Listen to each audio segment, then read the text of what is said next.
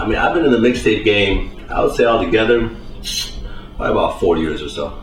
You know, to just keep it 100% real. You know, I mean, I was grinding out on the West Coast for a minute. You know, I'm from Oakland. I always rep Oakland no matter what I do, no matter where I go.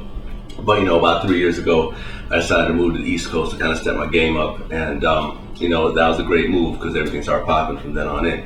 You know, Oakland is cool. Shout out to Oakland. Shout out to my man, Be Legit, Too Short and all them. But, you know, East Coast just has a lot of resources.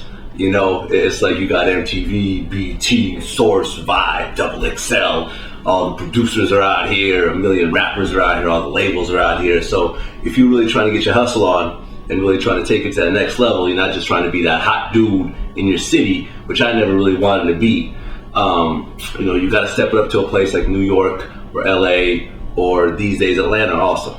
You know? I'm not going to show y'all the number, but right here, my license.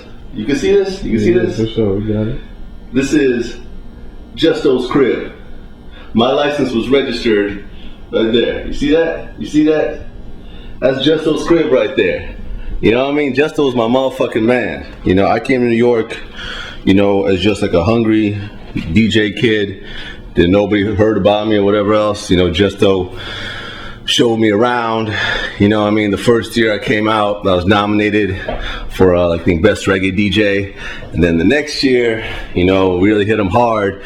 Me, Green Lantern, Dirty Harry, we dropped the Rap Phenomenon. We got this right here. Look at this. Rap. Mixtape of the year. Mixtape of the year. You are not a big dog in this DJ game if you don't have a Mixtape of the Year plaque. You know, best graphics on a mixtape, or, you know, best outfit on a mixtape cover is cool and all, but this right here, this is that real award shit. You know what I mean? If you ain't got one of these, you ain't really a big dog. I mean, I just hustle hard, you know? I out-hustled, you know, 99% of the other DJs. That's really all it is. That's why I showed up in New York and my name started ringing bells after like a year. You know, you got cats in there that was doing it for 6, 7, 8 years who ain't got it because they just wasn't working that hard, you know? But you gotta understand, this is all I did. Like, I did a lot of sacrifice. I moved out here to New York with just a backpack with my clothes and all that. I was sleeping on couches. I was on, you know, in Brooklyn on Church and East 18th, which was a crack block. Like, if anyone knows Brooklyn, like all you Brooklyn cats that's listening to this, y'all know about Church and East 18th. I was on that block for a while. Just hustle my CDs. I just hustle hard, man. And you know, I run my shit like a business. I got a team. I got people who you know, who work for me, who've been working for me for a while. And you know, I came from a producer's background, so I kind of have an ear for the shit that a lot of DJs don't. Like the term blend has gotten so overused because it's like there's so many just awful ass blends. You know, where it's just like, wow, like this shit just does not go. You know, but you know, these days we're stepping it up. We're stepping up. The DVD game is really kind of my main focus right now. You know, I'm an international cat. Like, you know, I go and I tour a lot. You know, I'm on my way to Japan. I'm doing Japan December 3rd, Tokyo. You know, shout out to my man Yoshi for that. I've already been in Japan once before. I've been to Australia a bunch of times. I've played in the Middle East, played for the troops. Been all around the US. I've been to Hawaii. Been a bunch of fucking places, man. I mean, that's one of the cool parts of really being a DJ, and you know, being like a known DJ. You get to go and play in places that, you know, it's just crazy. Like, you know, you go to Australia and you're like Jay-Z. Like, you know, I did a show in Australia where it was like 3,000, 4,000 people, like a big 3-level club, and I was just by myself on stage. Like, it was crazy.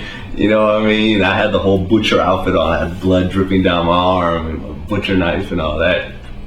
You know, you know, I chopped the shit up, put a lot of work into it, and it's like, yeah, you know, Vlad.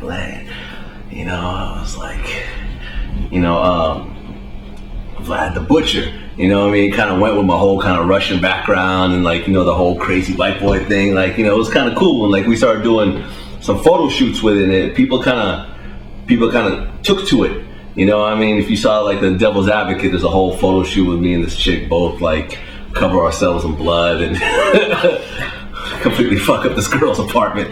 You know, blood everywhere. You know, I've been on BET like that with the butcher knife, swinging the shit around, freaking out Tigger.